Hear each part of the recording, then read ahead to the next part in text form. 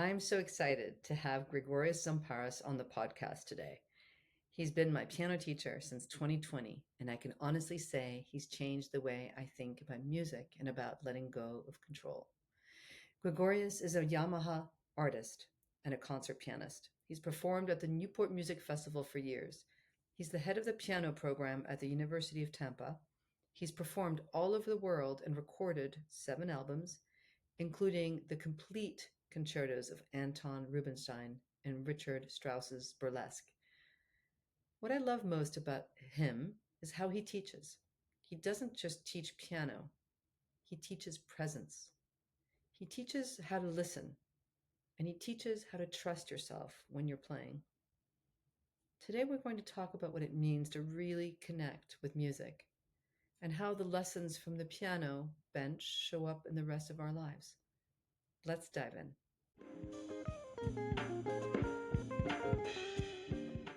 I'd like to take us back to Greece Yes. and to your teacher Yorgos Manesis. Mm-hmm. Did I say that right? Yorgos, yeah. Yorgos. Yorgos Manesis. Yeah. How old were you, and how did he recognize your potential? I was very lucky because he came to the conservatory in my hometown in Lamia, which is central part of Greece, 2 hours north from Athens. And he came, someone brought him in my hometown to take charge of the conservatory, to become the director. So that was when I was 12, I guess, 12 years old. And I met him, I was just thrown into his class. Here's, you need some students. Okay, take this many students. I was one of them. So I was not practicing much at the time. I didn't have motivation. No, because I'm my first teacher, he was very good also, but she was, not pushing me enough. I don't know. But then slowly, he kind of discovered something in me and I started practicing more. They told me at the same time it was a change in the conservatory. So he brought a lot of new faculties. So it was a revival. He brought for theory, for history, for choir, for even for like an ORF system for little kids. So he brought a lot of good friends that he knew from Athens, very good musicians, and former students that he had. So then he created an amazing atmosphere slowly. And I was not aware of what was happening, but slowly I was part of this. And I remember then another professor in teaching us theory and harmony, he told me, "Oh, you have perfect pitch." And I said, "What is this? I didn't even know." And like, well, you can hear the notes. He was testing me like oral skills. I said, "And you don't?" I thought Everything. everyone could hear the notes because I was always could hear the notes. And so slowly I was realizing my potential also because nobody told me I had perfect pitch. So it was like a change in my life too. It happened at the same time.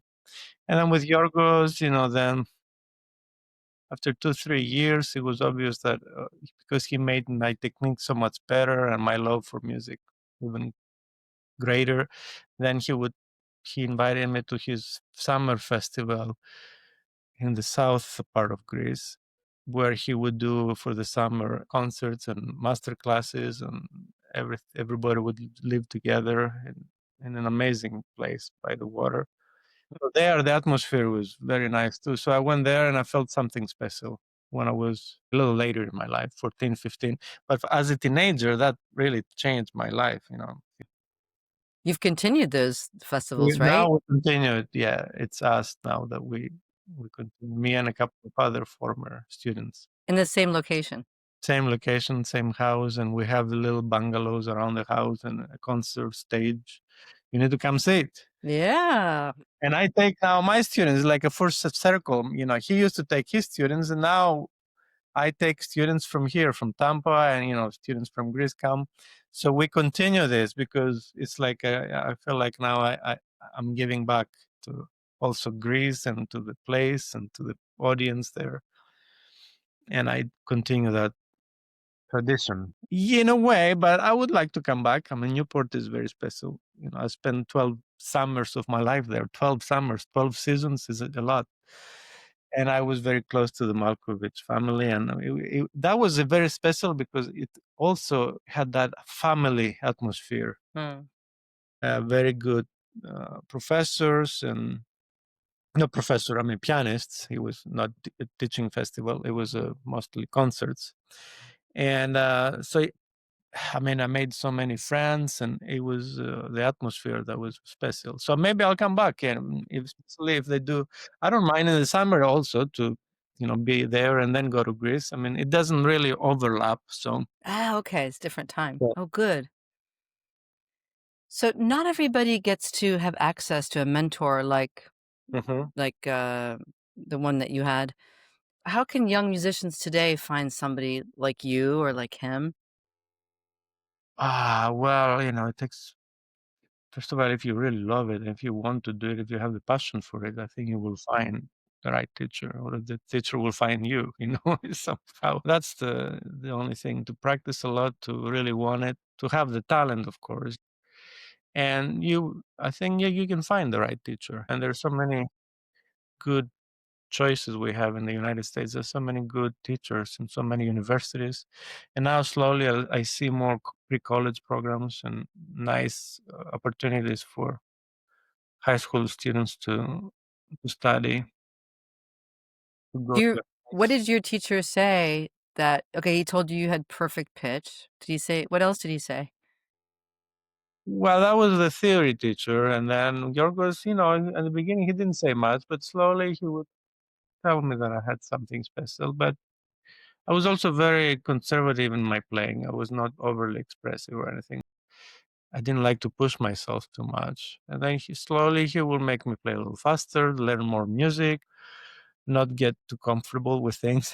He would throw me a lot of music for me to learn Mm. and to develop technique. But Yorgos was, yeah, I could feel that he invested on me, that I had something special also, and my memory was good. I was learning music fast. I was building my technique, and I had concerts already since I was 15 and 16. I remember we did our first tour together, and we went to Bulgaria to play. It was 17 maybe, or 18. No, 17 probably. You were in Bulgaria early. I played in the Sofia Academy. We met all these wonderful professors there, and he would bring them in the summertime to Greece to teach. He had wonderful friends, and then I played with orchestras there many times after that. We even went to Russia. I remember to Moscow and to Samara, to Lati, really far east. Took the train together, played Liszt concerto. So When you were 15? a little later, maybe 18. But 15, 16, 17, 18, all of those years before me coming to the United States, I started playing a lot and developing the repertoire and playing concerts, concertos. By the time I was 17, 18, I knew at least 20 concertos, I think. He believed in that you have to learn repertoire, and that's how you build up your technique. So those are all the good things. And of course, his teaching was amazing because he knew how to make you more relaxed, not tense, and how to flow and how to use, natural movement, natural weight, as we say it, and prepare the fingers. Now I understand it. First, I was exposed to it. I didn't know exactly what was happening. I couldn't understand it very well. Now I can, with my mind, process it, and it goes back to the old schooling, the old good school of music and the romantic school, the singing and the good physiology of the pianist, like Rubinstein or like many amazing pianists. They knew how to play without any tension and without too many movements and too like making a show, like more serious approach. Yeah, or like Michelangelo, yes, or Horowitz, or all the great pianists. Yeah, they were very smooth and Yeah, very relaxed. very relaxed and focused, concentrated. But it's interesting you talk about being relaxed, but the amount of music he threw at you put you under a great amount of pressure. Yeah, but the more relaxed you are, the faster you learn. The mind works better if you're physically relaxed, if you're not tense. If you're tense, then you can't think. your mind is not working. And the hand freezes up. Yes, and the memory goes Ah, that's I think that out. might that's my problem. Exactly. You learn how to breathe, how to relax, and while we're playing, we have to have moments that you release the tension, relax. You know the famous tennis player Billie Jean King, she said, "Pressure is a privilege." Mm-hmm. When she was asked why did she become so good, and I was wondering for you, how does it apply to your Kind of life pressure. When you as a have deadlines, you meant to have to learn yeah, or how. having to put so much work into your craft, to You practice. know, when I was a teenager, yeah, I mean, I didn't do anything else with practicing piano, but I was motivated, and I had a high school, I was okay. I mean, I was a good student, and I wanted to get into the university, so I had to study for the other classes because you have the exams to get into the university. But mostly, I was focusing on piano, and it was a lot of pressure, yeah, to learn music, and sometimes I was stressed. I remember I had things on my skin sometimes Mm. from the stress. But you learn how to handle it. If you don't do anything else, Yeah. Well, you were giving up other stuff. You were yeah, you giving give up. up other things. Yeah, but it's fun. It's rewarding. Then now I see that this is a time period that you have to invest a lot in music. Later when you go to university, it's already too late. You have to really high school. You have to do the most of practicing and develop technique and reading, sight reading. Over the summer, I would play so much music with singers, with cellists, with other chamber music. After one summer, I remember it kind of clicked. My sight reading was so much better because I just read so much music. Well, that's a good tip for those who Yeah. wanna do that. Yeah. You talk a lot about wellness and how it ties to music. What is it your typical morning like? Is Well, for example, today it's been a good day. I was able to apply all of those things that I I, I like to do. Like to get up early and have my morning coffee. Actually, I did my morning walk at 6:30. 7:20, around sunrise, I was out drinking my coffee, studying a score. The Schumann Symphonic Etudes, which I practiced earlier, it's because I like to spend some time with the music. Then I tried something on the piano before, and then I left. I came to teach. And then after a couple of lessons here, I had some time to practice for an hour. And then because I looked at the music in the morning, I think I thought of the phrase and something and some technical things. My practicing was more focused, I was able to really do a lot in 1 hour, not even 50 minutes. And then I was time to go swim here at the pool. really? The thing about the university, you have everything. And I had my lunch, and then I had a couple of lessons, and now it's the podcast. So it's been the wellness is it's important also to exercise. For me, walking or a little bit of running, mostly walking and swimming, that's what makes me feel good. In the past, I've done some yoga too. It helps, but I have to be careful with hands, with my wrists and all that with the yoga. Those Greek festivals that you mentioned have a lot of that nature, swimming. Yeah, we do a lot of that. Yeah, we have free time. You're next to the water, you swim. Yeah. Well, in Greece, summertime, there's nothing like it. Good food. If you take a little nap, you feel rejuvenated. But the swimming is just the water is so beautiful and gives you so much energy. But here we have the pool. What can we do? It's like you compromise. Do you find good food? Yes, oh, absolutely. Well, I cook, yeah, Oh, okay, you cook. or Sana cooks sometimes. Yeah. Yeah. Oh, that's so nice. Many of our listeners are high achievers, right? What parallels do you see between like your the discipline of a pianist Hmm. and an everyday mastery?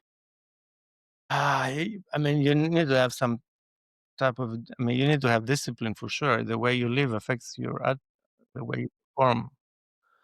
And I can feel it if you don't eat well, or if you eat too late, if you overeat, or if you drink a little bit, you feel it the next morning. And as you get older, I do my best practice in the morning. So if I'm not rested, I cannot really practice well. But the discipline is important, and the quality of life, in a way, how we live, how we save our energies, and we channel the energy into something.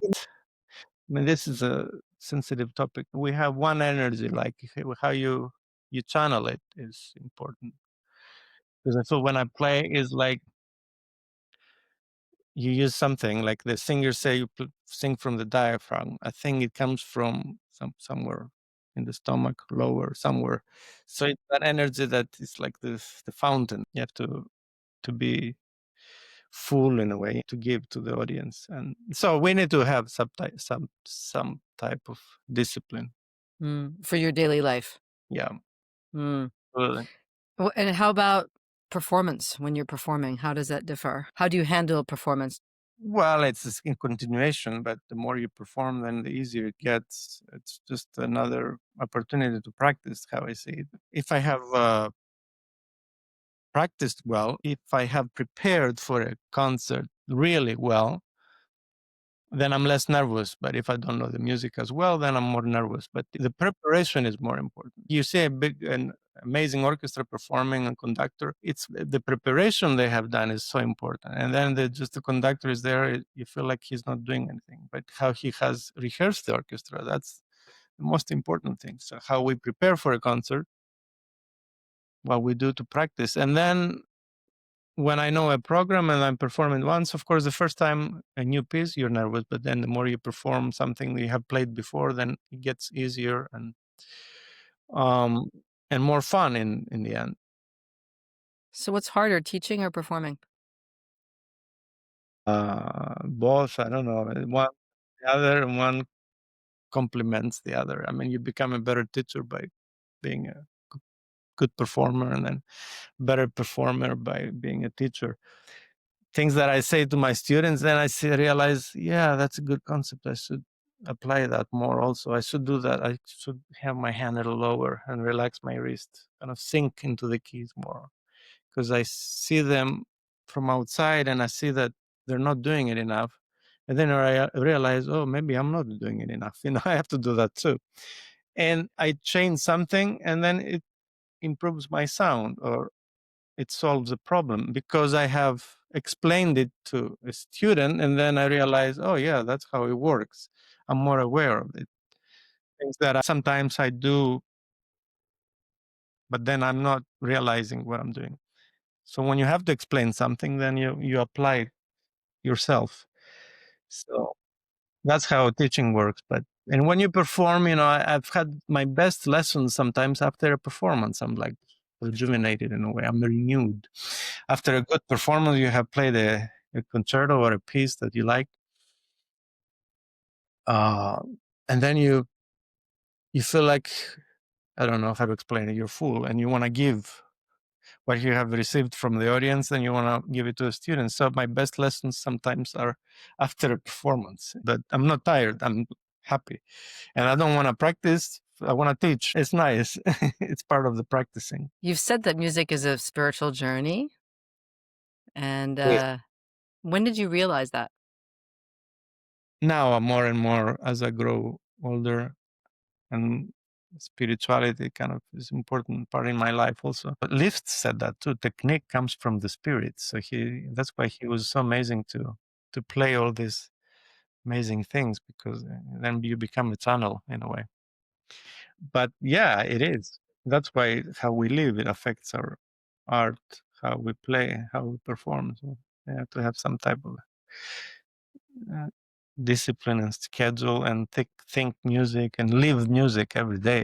It is a spiritual experience, yeah. Good music, of course. In spiritual talk, sometimes we talk about surrender, we talk about acceptance.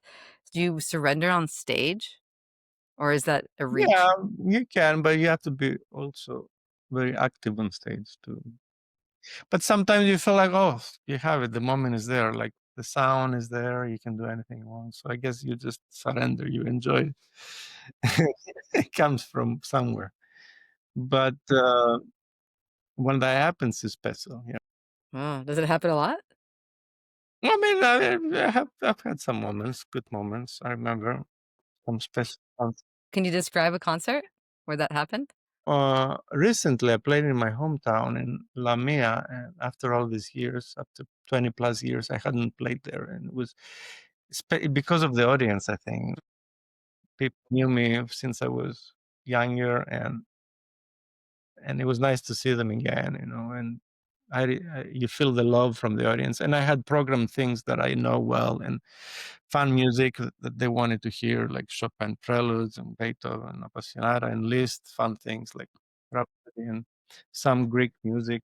So I felt like I was just, I was just, it was flowing. I was like a channel or something. I was able to enjoy it. Yeah. That sounds I felt- great. Yeah, it was nice. Yeah. Do you remember which song you played? Well, I played the full program. I was Chopin Preludes, and then Appassionata by Beethoven, the Opus 57 Sonata. And then I played some Greek dances by Constantinidis, kind of more traditional Greek music arrangements for piano. And then Liszt, a set of different things, like even the famous Liebestraum and the Waltz Wow. Impromptu, Wow. Hungarian Rhapsody number 6. And then I played as an encore the Polonaise by Chopin. We worked on that. Yeah, it was fun. Yeah, it was very, very beautiful. It sounds like a long program. It was a long program. I felt like it had a big crescendo at the end. Well, yeah. You must have been exhausted. I could have kept playing. I mean, I was a little bit tired after the last piece, but I played, I think, 2 encores.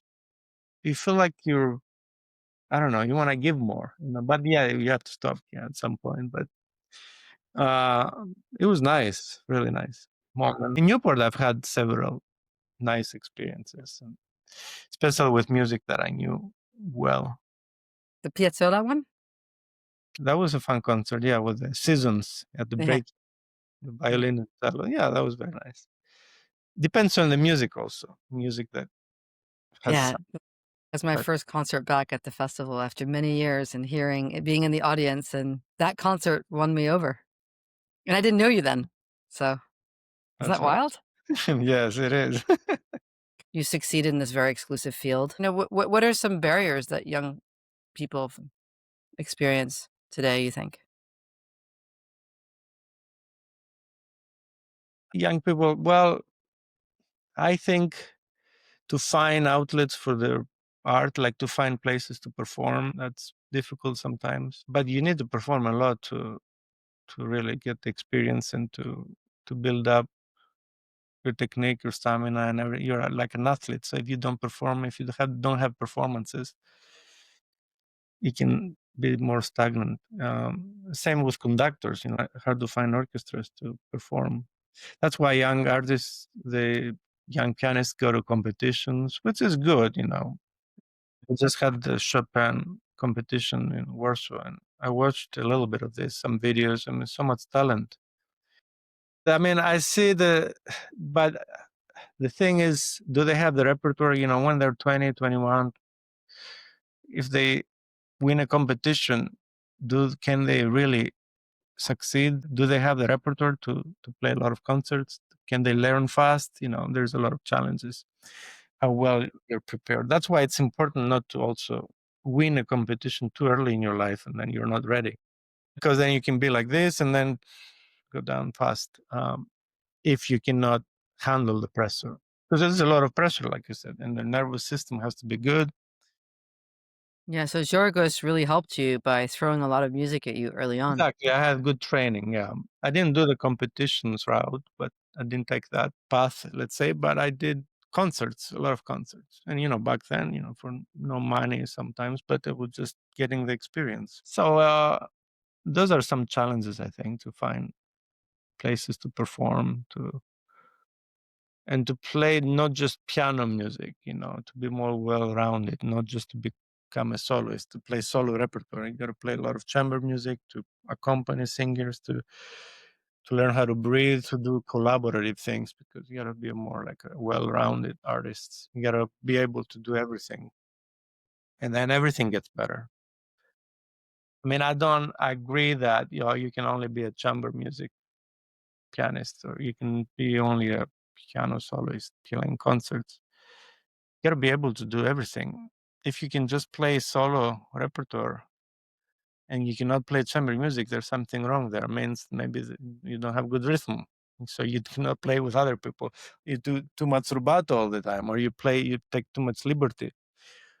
So you don't have the discipline to play chamber music, to play with good rhythm, to play in time. So, but it's part of the training. Chamber music is so important. You learn to listen, so you can be together with the people you're playing with. So that's another challenge, to find people to play with, to do collaborative things, not just to go to competitions and play the same repertoire. Yeah, very talented pianists that just do competitions. They have a very small repertoire and they will win eventually because they play the same thing over and over and over. But then, can they have a career? Do they have the repertoire? Do they have the training? Can they learn fast? Can they read music really well, or they memorize a lot and the reading is behind? You never know. There's a lot of challenges. Because I teach now so much, I see the different needs that students have.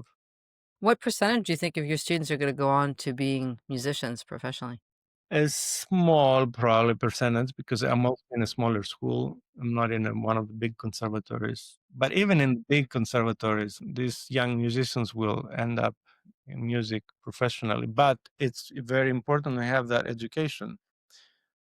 They may do other things, or they may teach, or they may run a studio, or they may do science, something different. They may become doctors. Sometimes they change a career. We never know. Or a finance person. But because they're musicians, they can do that really well, I think. When you're in music, you learn how to think differently, how to cultivate your emotions. It's the mind and the heart that work together in music. So then you develop in a different way. Yeah, talk more about that. Because that speaks about the wellness part of life, and Well, I think we are like, the triangle is the mind, the heart, and the will. So we have to have a mind to think, and then we feel it, we really want it, we desire it, and then we have to act on it. Otherwise, it just stays, like an aspiration. yeah, not materialized.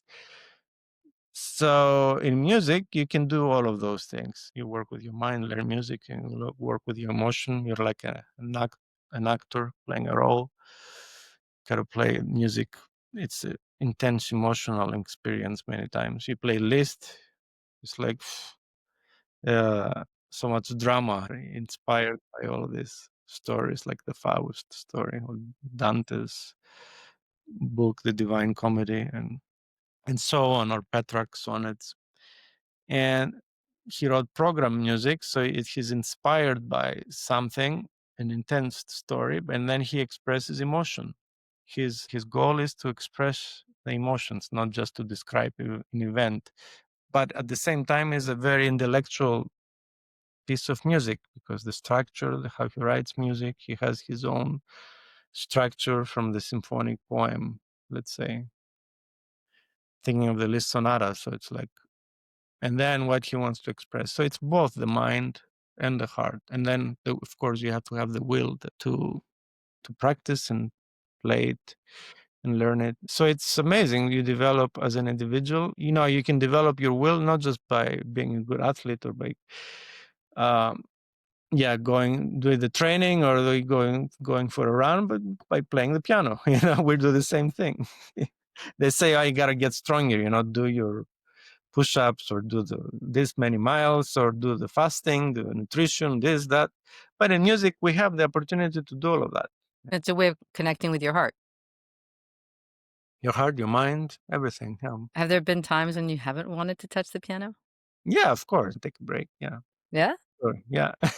Intentionally, like, to be on vacation, but then you miss it. Then you feel like something is missing. And sometimes when you have difficult moments in your life and you want to just, you take a break, or because you feel like you don't play well, or you're not sounding good, or you don't want to do it. And sometimes because you're a little down, let's say. But sometimes it's also because you have had enough of, and you need a little break. Just want to read a book and go for a walk, go swim. And sometimes it's healthy, it's good to vacation. The founder of Shotokan Karate said, never bring your karate to a boil, just keep it simmering. Hmm. And I was thinking about Yeah, piano, like if you bring it to a boil, you burn out. we burn And it, out. yeah. There's been cases in the past, and big artists, like they hadn't played in public for many, many years, like Horowitz, get burned out a little bit, or who knows, nervous breaks down, or he was starting to get too nervous, or he needed the break. Or we need those breaks sometimes to so we can mature more, or can bring something fresh, something new in our playing. Marta Argerich took breaks.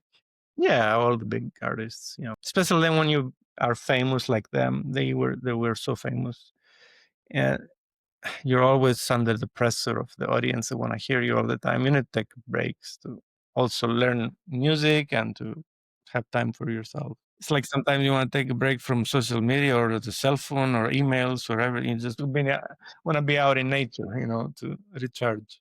Speaking of Marta Argerich, she's a lot like you. She always said she felt lonely being a soloist.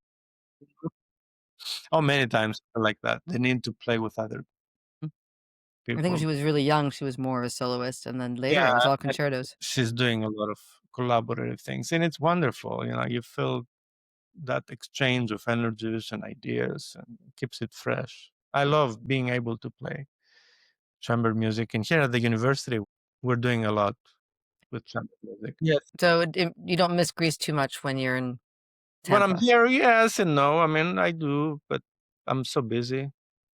I get to go back though often, and I like now. I'm doing more music things in Greece, more artistic things to teach over there and Yeah. play a few concerts. Nice to be in touch with the young musicians in Greece, Hmm. the music scene. You talked about you love giving back, you say. You get from the audience, you like to give back to your students, but you also do a lot of pro bono teaching. Hmm. Can you talk Yeah, about that? mostly in Greece. Yeah, Mhm. here also summer time, like a summer camp. But in Greece, I think it's important Uh-huh. to give back to, like in my hometown. I did that to not to do it for money, just to because I'm there. I want to listen to the young students, and it's my pleasure to, and gives me something to do, and but it makes me useful to them. And yeah, in Greece, I like to do that, to do those master classes, and I'm lucky that I can do it because I have a job, I have a salary, so it's easier for me to do that. In my hometown, yeah, last summer, I heard a couple of very good students. Yeah, yeah, and I heard a very good student who's now in the university in the north in Thessaloniki. He was really excellent. So there's a lot of good talent in Greece. I mean, I'm amazed. There's a lot of really and good teaching that is happening in the conservatories and in the universities. So I'm happy to see that. I was gonna ask you, you love to come to Switzerland. Yeah, well, it's a lot of uh, beautiful nature there. Do you wanna speak about is it what was his name? The philosopher, yeah, Omram Ivanov. Yeah, I have that connection too through Yorgos, my teacher. So he was a disciple of Ivanhoe, and there's spiritual centers in around France and in Canada and Switzerland, and I have good friends in Switzerland, and I like to go because it's up in the mountains. So it's so inspiring, and there's a beautiful piano. So I go there and I play for the people there to spend a few days for New Year's and the first days of the year. And it's very nice because you get to do music, read a little bit of the books, listen to a lecture. The atmosphere is very special. So I like being on the mountains because I I live in Florida, so there's no mountains here, so I can't wait to go back to Europe, to a place like Switzerland, and experience a little bit of that. Those are the mountains overlooking Lake Geneva. I think Exactly. that, yeah. Oh, yes. Near Montreux. Yeah, exactly. You know, Yeah, you yeah, yeah, and I know I've never been to that place, but I know the area. Vevey is beautiful, yeah. I miss Europe in general, and the culture there. That's my connection there. That's with my spiritual need and quest, and to invest a little bit on that is good. That's how I know about the mind and the heart and the will, and then how the structure of a human is also. He has explained it so well, and about the different natures, the two natures that we have, the lower nature, he calls it a personality. We all have a personality that is so intense and make make make us do things in a more selfish way, or desires and all that, and our egotistical thoughts. But at the same time, we have a higher self, which is more of our spiritual self, or our higher ego, like higher self, the individuality, he calls it. So this is then when I perform and I feel like I become a medium, my channel is like, oh, maybe that's it. It plays. What did the Germans call it? Something S spiel, right? Es spielt, yeah. S spiel. So that's beautiful, because you asked me earlier, when that happens, it's very special, because then you feel you surrender, like you said. Mm-hmm. No, it's not you anymore. It's something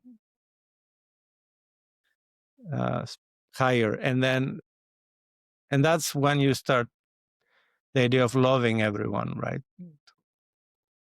The spiritual love, more disinterested feelings. Less So the hedonic kind of exactly, the less self. ego and more the spirit in you. So that's what it has helped me, that teaching of Ivan, have to realize how we are as humans, and then he's not the only one who has talked about these things. Many other great masters, great teachers have talked about that, maybe in a different way. Well, I know a painter who talks that way. Yeah, it's interesting to read how it's presented throughout the centuries, throughout the years, thousands of years, all these great things that exist. And he says that he doesn't control the paint. He says Hmm. he doesn't know what controls the paint. It's Exactly, yeah. that's Well, when you see Michelangelo's David, how did that happen? And then it's it feels like it's alive. You go see it, and it's there. I mean, it's like so expressive. Those are the works of the spirit. They're eternal. You see the Parthenon. It's amazing. There's nothing like it. You cannot imitate it. You see great paintings. Da yeah, but Vinci. that represents tens of thousands of hours of practice, right? Exactly. Yeah. Of course, you have to do the work. So then it flows through you. Then it becomes effortless. But you gotta develop the technique, like as a pianist, to know how to treat the body in a way that is more relaxed. It doesn't get in the way. We're not tense. So then, so it flows. Like I remember Bruce Lee used to say, martial arts you mentioned, it has to, what is it? Be water, my friend. You have to be like water. It has to flow. So everything is connected in a way. That's so I cool. get inspired by Bruce Lee. martial arts and Bruce Lee, and I get inspired by tennis players, like you said. Like when you watch Federer, how he plays, Mm, they always follow through. That's how you play the piano. You play a chord, and then you let the movement continue. You follow through. You don't stop. hmm You and my karate teachers say the same things. Exactly. Yeah. Exactly the same Same things. principles, right? That's how you play the piano. So It's the then you same. play forever. You don't have any bad tension, bad tendonitis and injury.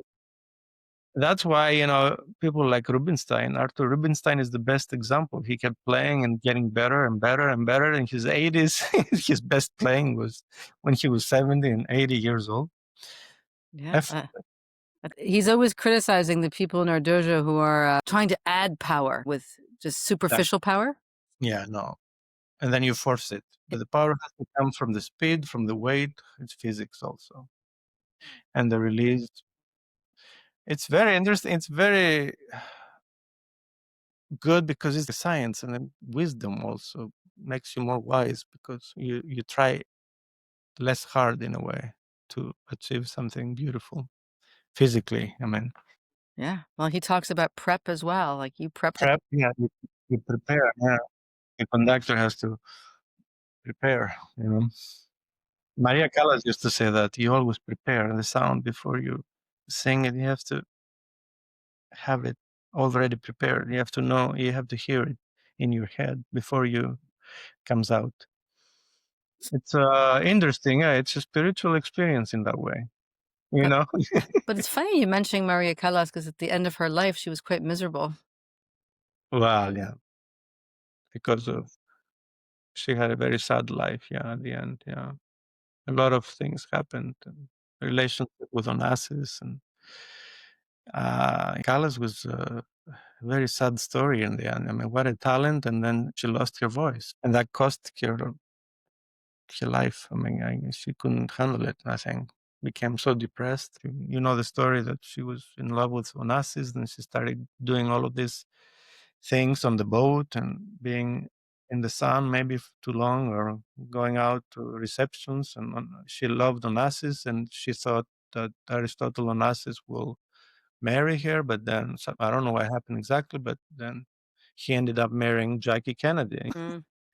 And interesting, Jackie is from Newport. From Newport, yeah, and Onassis is from Greece. It's kind of weird that this story just came up. But Callas is a very sad story, yeah. Yeah, As a personal life. A lot of these great artists have very sad personal lives, yeah. It's interesting. Earlier you talked about the discipline of the daily She was very routines. disciplined. She is an example of the discipline, amazing discipline, and how to really become an amazing musician. She knew the note, every single detail on the page. She used to work for hours and hours, and she was very disciplined. And the fact that she was overweight when she started her career, and then she had to lose the weight fast because she wanted to really have a career. She did it. She was that disciplined. That's one example. But then, of course, she was with another person, married first, Meneghini, and he was very good. He was like an impresario. But then, of course, when she passes, then she kind of fell madly in love. I don't know. It's just happened, and it didn't work out. And then she started just losing her technique and her voice and her sound, everything. It was not good. It's interesting because she was maybe focused on the weight loss and not on the health. Well, that happened very early in her life. Then she was always thin and had an amazing career. But then, yes, she was not focusing on her overall wellness. Yes, yeah, as an artist, as a person first.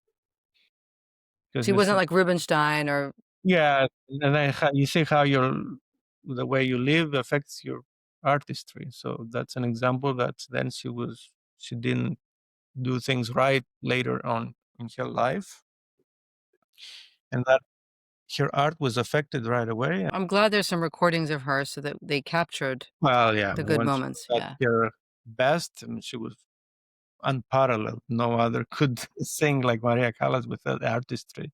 The phrasing, every note is just amazing. The phrase, Who's your favorite pianist? many, not just my favorite pianist, many of them, at least 10 of them. I mentioned Rubinstein, Horowitz, Moisevich, Rachmaninoff, Julius Katchen, Lipati, Maria Hess, all the great ones, you know. Have you met any of them? Hoffman, no, I mean, they're all dead, no. But maybe, Horowitz died, what, in 89? no, I was too young. But maybe a living pianist.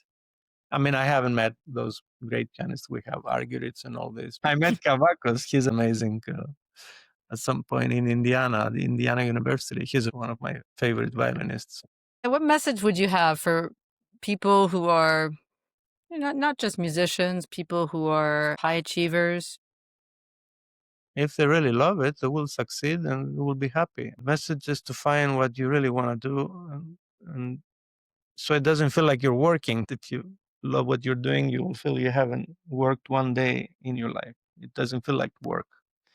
So I'm very happy to be in a profession that it doesn't feel like I'm working. It feels like in a way a service you to others and to yourself and to your higher self, like we said, and to. But the message is, yeah, to find something that will help you develop, find who you are, to know thyself, that the Greeks used to say, that know thyself is with a true meaning. deepest meaning is to find our true destination and who we truly are in life, to find our individuality, our higher self. So if we can find a profession that we do that helps us to achieve this, that's amazing. And if not, it's okay, but to keep looking for this in our spare time, in our hobbies, in our other things that we do. So where can we hear you? Any upcoming performances? Here at the university, I always have performances. I always do. It's summertime more, but And people can find your music. You've done a lot of recordings. recordings, Spotify, Mm-hmm. and the website that needs to be updated. But I do things. Also, I travel. I know I'm going to North Carolina in a couple of months. I do things in Europe also. I'm in Spotify, YouTube. If you had a little message that you would put above your piano, a one sentence. Well, just it may be enough for today. We have tomorrow also. Don't worry too much. I That's like good. it. I Maybe like. for today. I like that. That's a good one because we tend to be harsh to ourselves. We want more and more. Maybe it's enough for now. Do you have a ritual for playing? Not really. No, you Do just sit down and do it. Yeah. Yeah, whatever. To warm up, I'll just play whatever I feel like comes to my mind, or if I have thought of something, or review something that I know well, what I played recently, and to warm up, I can play a something that I know well, and then I will practice a new piece that I'm learning. But first, I want to play something evade my emotion too. It's like a singer; you have to warm up a little bit. But I never do exercises now, not anymore. Just play. Yeah. I was going to ask about scales. Well, I practice with my students all the time. Yeah, that's when I practice scales, when I show them how to practice. You get to practice Exactly. You all the gotta practice basics with your students. I exactly. love it. I do the turning and the scales with them, and then I don't have to do it on my own. Nice. Oh, thank you so much, Professor Zamparas. My God, it's been an hour. It felt like 10 minutes. Really? Wow. Oh, good. Oh, good, good, good. I promised I would only take an hour of your time. So That's great. you gave us so much information. It's Is really it? helpful. Yeah, Okay, really well, we'll do helpful. it again. Until next time. Before we wrap up, I'd like to thank Oliver Kiker for the jingle and Gwendolyn Christian for the backup support. Also, a quick reminder, these interviews are not a substitute for professional, medical, legal, or psychological advice. Always consult with a qualified professional for any major decisions in your life. And thanks for joining me in exploring the connections that make us human and learning insights and strategies to help us build, heal, and nurture relationships, including and especially the one with yourself. It's been an honor to share this time with you and to bring you conversations with some of the brightest minds who deserve more recognition. Remember, life's too short to take too seriously, so don't forget to hit that subscribe button, get outside, and let's continue this journey of life together. See you next time.